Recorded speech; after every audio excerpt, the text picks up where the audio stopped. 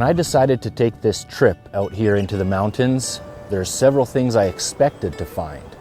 Nature, isolation, maybe a grizzly bear. What I didn't expect to find was people. I set up camp on the first night and looked across the lake. Lo and behold, there's people. It's a couple that spend a percentage of their year living out here in the middle of nowhere, completely off grid. Well, after spending about a week in the area, we've become very good friends. So today I'm going over for a visit, because you guys gotta meet them.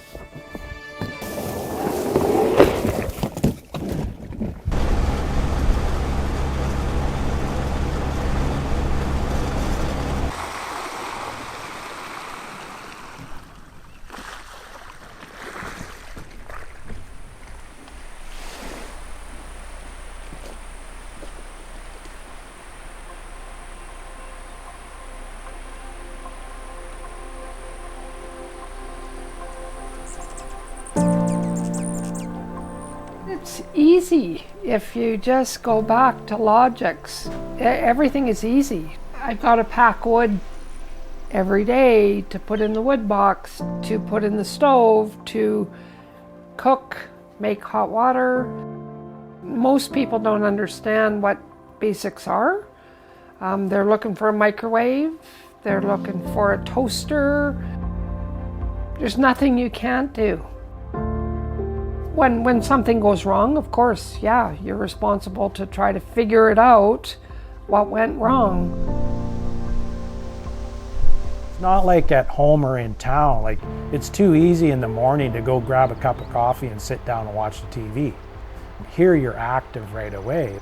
You know, you get up in the morning and it's not like the coffee pot's been on the timer. It's like you got to light the wood stove, but you know, luckily we have a propane stove now, so you put it on the, but you still got to light the wood stove because we need hot water. Of course, I got to take the boss coffee in bed, you know, that type of thing. So that can be stressful.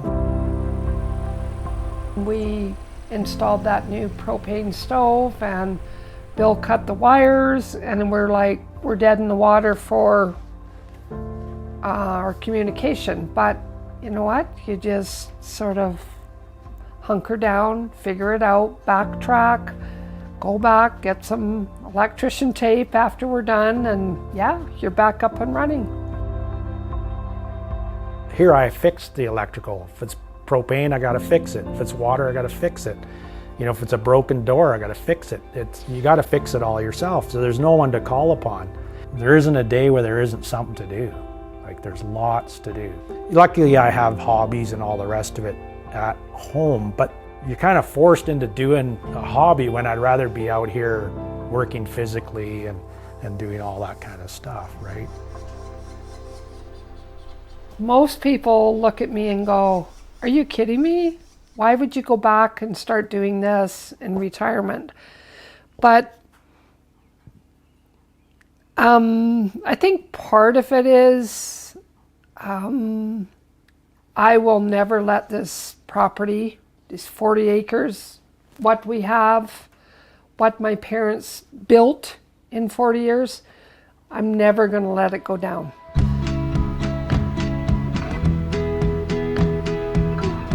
My family built this to the extent that when they passed away, I could not let this go.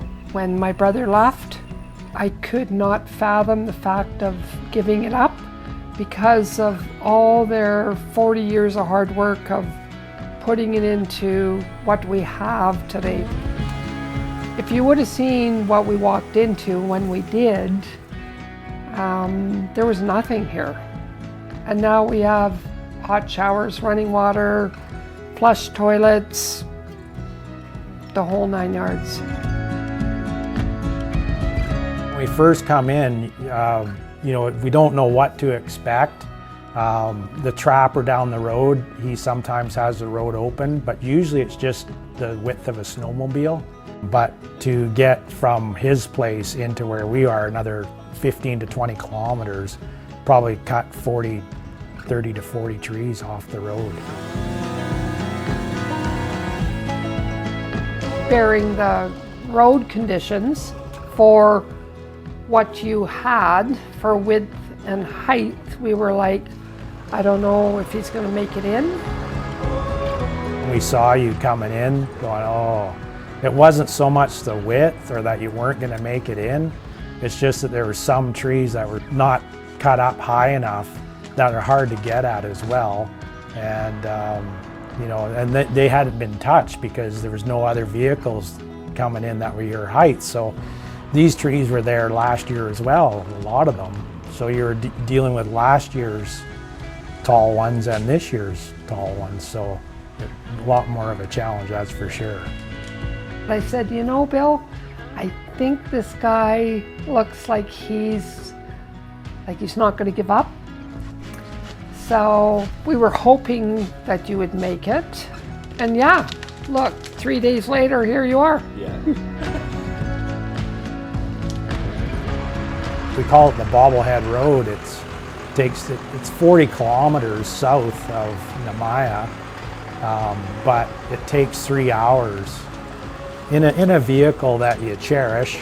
And you go any faster, you're going to have breakdowns, like you're going to break something. So, you know, it's 10 to 12, maybe hit 15K an hour. Usually it's about the beginning of June, before the snow's off the pass. Trees down, beetle kill falling more and more and more and more every year. Thank God I'm with a faller because it was getting to the point where I was at 63 years old trying to learn how to run a power saw, which I didn't want to do. I'm not capable, I don't know what I'm doing, but if you have to do it, you have to do it. There's no other way in. Nobody's going to come along to help you. You have yourself and my gal as your only help. So if something's quite a bit to cut out of the way, of course I put my hard hat and screen on and earmuffs, and you try to take all those safety precautions. It's just natural.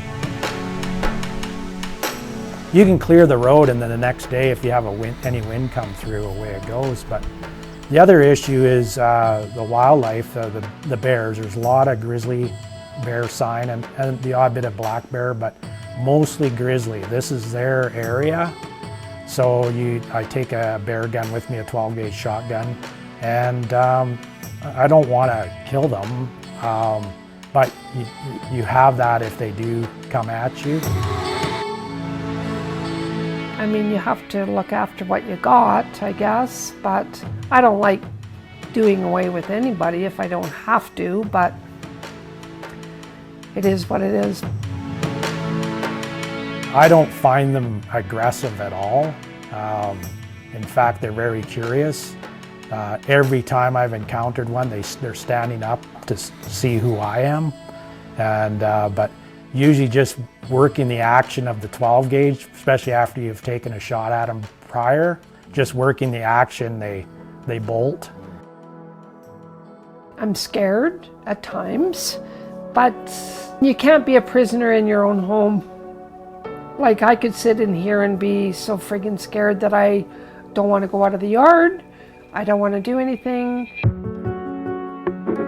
Yeah, you can have fears, but I think the more you experience and have encounters with the things you fear, you realize that it's more, you still got to respect it. You can't get cocky. You can't go, it's a piece of cake. No, it's not. It puts you on edge, especially the bears, because you have to respect them, and it can be unpredictable.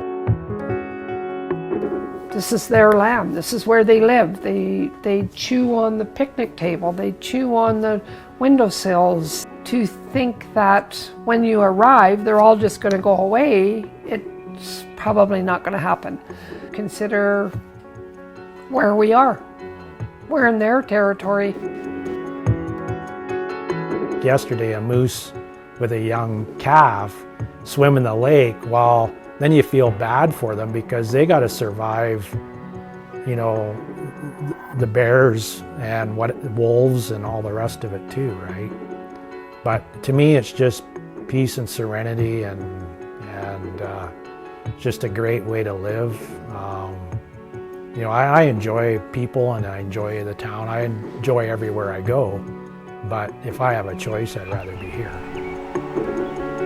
Most of these little guys are pretty entertaining. We spend hours watching the chipmunks, and I bring food from town, bring bird seed, make hummingbird food.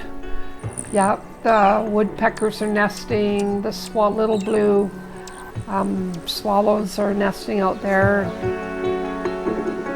I like getting up when everything else is waking up. Like, it's just amazing. We got pesky woodpeckers, but they'll be leaving soon, and the loon will be on the lake, and may be some deer in the yard, the eagles flying around, those types of things. The chipmunks are busy, and it's a constant, there's always lots of activity.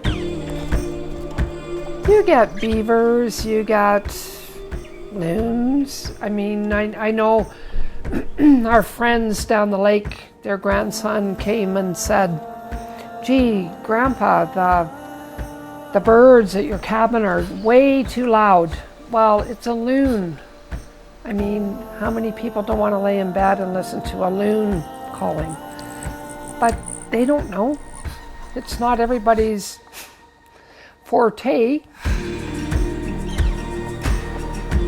Some people think retirement, you should get in a rocking chair and watch Dr. Phil or something. I don't know, but I think this finds us keeping more active. Now I've got a partner who enjoys exactly the same as what I do, so what more do you want? I'm getting up there in age, and I just find that I have to stay physically fit, because one thing about doing the work around here, like, nothing's light. Everything, like even a 2,000 watt generator, and then your 5-gallon jug of gas, the water pumps, everything you grab has weight to it. Well, I don't want to there's nothing worse than if you got a buggered up back or you're injured somehow. So I just get to take the time and try and stay as fit as I possibly can, and don't seem to have any problems. In the winter, we don't have water, so we shut our water supply off because we have to drain everything out. So you go to the creek, you dip a bucket, you bring it up, and you heat water or put it in the water jacket. We run a line down, and we still have hot showers. That stove came from the Hutterites in back east, and it came out on a train. It's different to cook with, but it just cooks the best food in the world. Put up approximately 8 ton of ice out of this lake, cut by chainsaw. They use vegetable oil instead of chain oil in the power saw, so it doesn't contaminate the ice. Cut it into blocks, put it into the ice house, pack it in sawdust, row after row after row. It lasts till October, from March till October. Then we bring the blocks up and we wash them off because they look like coconut marshmallows, like the sawdust is all stuck. And we wash it off and we bring it in a wheelbarrow and bring it over and put it in our outside fridges. 1 block in the middle, put a couple in the crispers, and you're good for 4 or 5 days. It's no different than an ordinary fridge. It is a vacation for sure, but you have to make it that way. That's why we talked about earlier about being prepared. It takes a lot to get prepared, and then you get to enjoy it. Actually, sometimes you say, "Listen," and Janice will say, "Well, what?" I said, "You can't hear nothing. You might hear the loon, or you might hear a bird, or you might hear something, but there's many times throughout the day where you just say, listen, and nothing."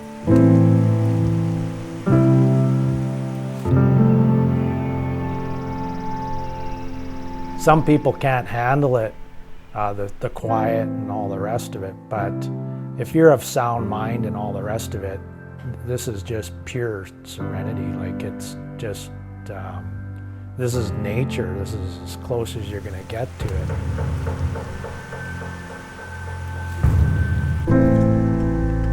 It's home. It's home. Totally.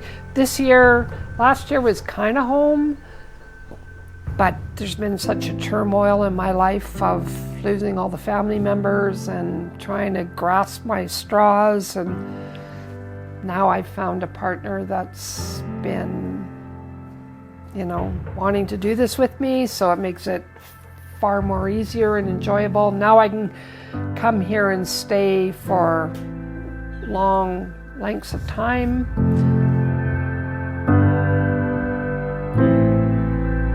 My mom and my dad are up there on the wall in their urns. My brother's in his gun cabinet in the corner. Bill's dad is in his chest. We have what we have left of our family in elders are all here with us. And when I leave, 100%, every time before I go down those stairs to lock that door, I talk to them, say, look after the place. See you in a week or a month, or when we leave at the end of the season, we'll be back, but look after it for us until we get there. And so far, it's worked.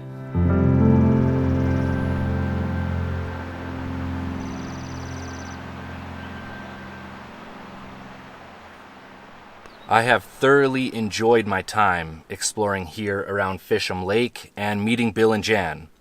In fact, they've actually extended my stay by a little bit with some beautiful dinners, because over a month now without services or civilization, it seems I have officially exhausted my supplies. So today's the day. We're heading down the mountain, going back to town. Travel west on an eastern heartache. Lost touch with the reason.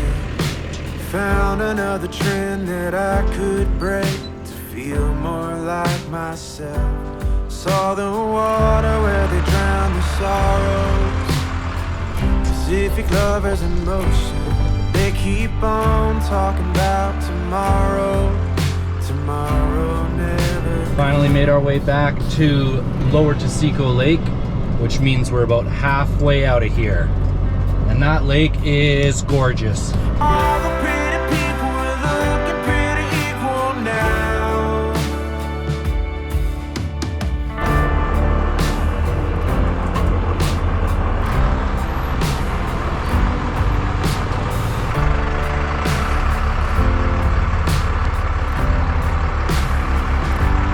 Stars burn bright outside the city limit, where the canyons are empty.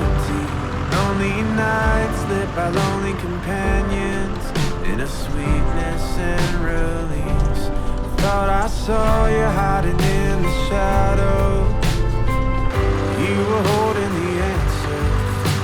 Everybody's talking about themselves. California dreaming may just be a feeling when everything's out of reach. All the pretty people are looking pretty equal now. All the pretty people are floating like they won't come down.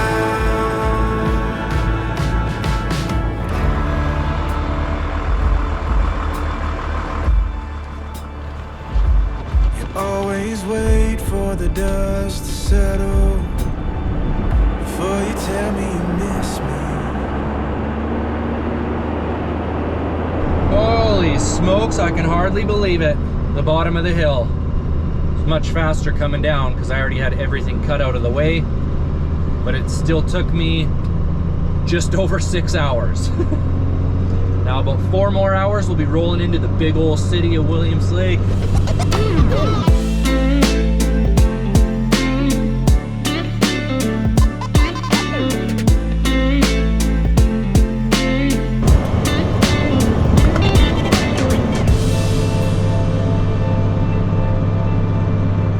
time I got back to civilization, it was well after dark, but we made it back safe and sound. The truck has held up remarkably well, needs practically nothing.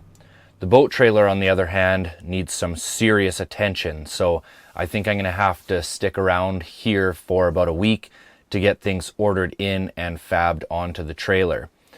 And I'd like to ask you guys, would you like a little bit more Western content before heading north, or are you ready for some northern stuff? I'll be getting north this summer either way, just not sure if you guys are enjoying this Western stuff enough to justify another couple weeks out there. I'm kind of hoping so. Nevertheless, thanks for watching, everybody. As always, take nothing but pictures, leave nothing but footprints, and I'll catch you on the next one.